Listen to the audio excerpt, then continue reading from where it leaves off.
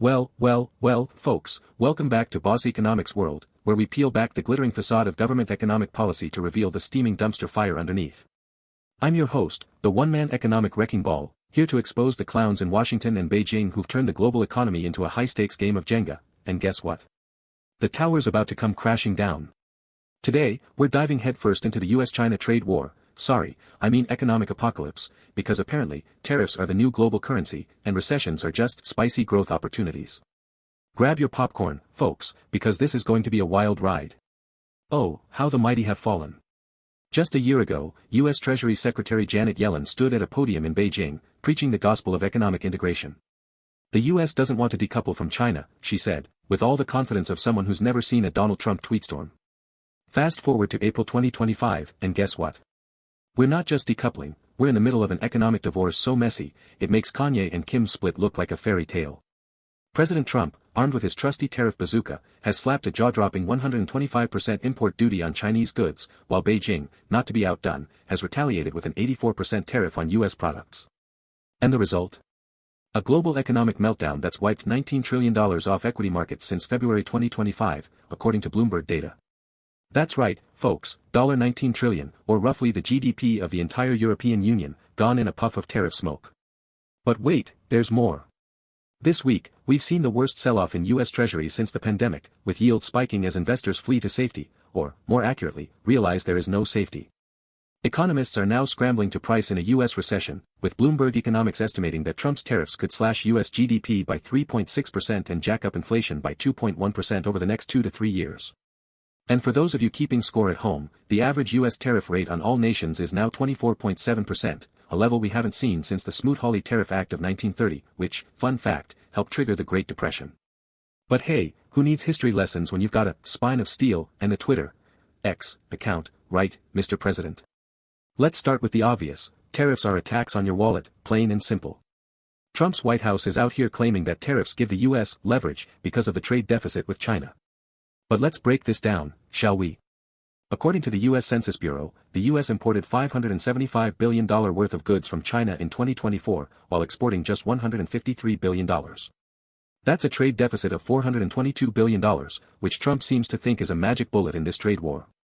Spoiler alert, it's not. Tariffs don't just hurt China, they hurt you, the American consumer. A 125% tariff on Chinese goods means that everything from your iPhone to your kids' plastic dinosaur toys is about to get a whole lot pricier. And don't take my word for it, look at the data. The National Bureau of Economic Research, NBR, found that Trump's first round of tariffs in 2018 cost U.S. consumers and businesses $40 billion annually, with 75% of the tariff burden falling on American households. Now, multiply that by 5, because these new tariffs are way bigger. But here's the kicker. U.S. companies are just as addicted to Chinese imports as TikTok users are to cat videos. Bloomberg reports that capital and intermediate goods, think machinery, components, and raw materials, make up 43% of U.S. imports from China. Without those, American manufacturing grinds to a halt. Just look at the corporate begging bowl, over 1,100 companies, including giants like Ford, Tesla, and BASF, have already filed for exemptions from these tariffs, claiming they can't survive without Chinese inputs. So, Trump's grand plan to bring back manufacturing is actually kneecapping U.S. factories. Bravo, sir, bravo. You've managed to turn America first into America last. Now, let's talk about the other side of this economic cage match. Beijing isn't just sitting back and taking punches, they're hitting back with surgical precision. Evan Medeiros, a former Obama administration advisor, dropped a bombshell report this week, detailing China's precision-guided economic munitions. Translation: China has a whole arsenal of non-tariff weapons designed to make U.S. companies bleed without breaking a sweat. Last week, China announced investigations into U.S. firms operating on its soil, slapped export licenses on rare earth minerals, which, by the way, China controls 60% of globally, per the U.S. Geological Survey, and added American companies to its entity list, effectively banning them from buying Chinese goods. Oh, and let's not forget the nuclear option. China could ban U.S. poultry imports, curb service imports, or even sell off its $800 billion in U.S. treasuries, according to the U.S. Treasury Department's latest data. Sure, that last one would hurt China too, but when you're in fight-to-the-end mode, as Xi Jinping has promised, collateral damage is just part of the game. Here's the real genius of China's strategy, it's asymmetric. While Trump's tariffs are a sledgehammer, China's tools are a scalpel. They can target specific U.S. industries, states, or even companies, all while minimizing blowback on their own economy. For example, rare earth export restrictions hit U.S. tech and defense firms hard, think Tesla, Lockheed Martin, and Apple, while China's domestic economy keeps humming along. And don't forget, China's been stress testing its economy against U.S. pressure since Trump's first term. According to the World Bank, China's GDP grew by 4.8% in 2024, despite tariffs and tech sanctions, thanks to its pivot to self-reliance in AI, semiconductors, and green tech. Meanwhile, the U.S. is staring down the barrel of a recession, with the Conference Board's leading economic index flashing red at -0.9% in March 2025, its worst reading since the pandemic. But wait, folks, it gets worse. This isn't just a U.S.-China problem, it's a global economic train wreck. The World Trade Organization, WTO, just slashed its 2025 global trade volume forecast by 4 percentage points, warning of a 1% contraction in merchandise trade. That's right, global trade is shrinking, and it's all thanks to Trump's tariff tantrum. Global cargo volumes are already slowing, with Freightos Group reporting a significant drop in container demand to the U.S. and Zenita noting that freight shippers are freezing imports. And let's not forget the ripple effects. The EU, Canada, and other U.S. allies are furious, with diplomats complaining behind closed doors about the lack of clarity on Trump's trade demands, per Bloomberg sources. It's like trying to negotiate with a toddler who keeps changing the rules of hide-and-seek. And here's the real tragedy, this trade war is killing the very global integration that made the past 3 decades of economic growth possible. The combined GDP of the US and China is $46 trillion, or 45% of the global total, according to IMF data. Two-way goods trade between them is worth nearly $700 billion annually, and China holds $1.4 trillion in US portfolio investments. But it's not just about the numbers, it's about the people-to-people links, the business ties, the academic exchanges that are all being shredded. A Pew Research Center poll from April 8, 2025, found that 52% of Americans now believe U.S. tariffs on China will hurt them personally. And on the flip side, Chinese public opinion of the U.S. is at an all-time low, with 80% of Americans holding a negative view of China, per Pew's 2024 data. Congratulations, world leaders, you've turned economic interdependence into a geopolitical powder keg. Now, let's get to the real villains of this story, the governments in Washington and Beijing. Trump's White House is out here acting like tariffs are a magic wand, ignoring the mountain of evidence that they're economic poison.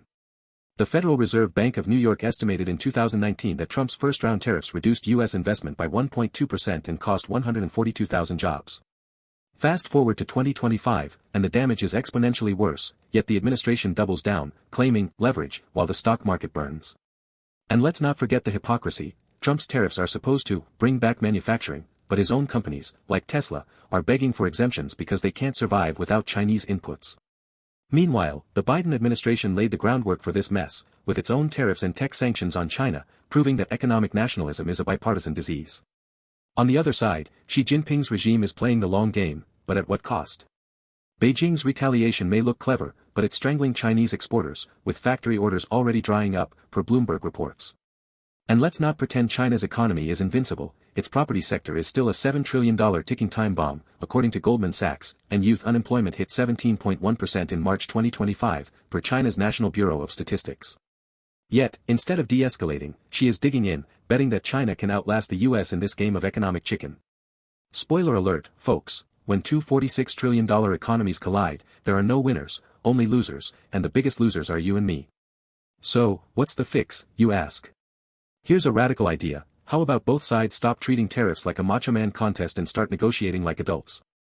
The US and China need to establish a real dialogue, not just a strategic channel that goes nowhere, as we saw after the January 2025 Trump-Xi call.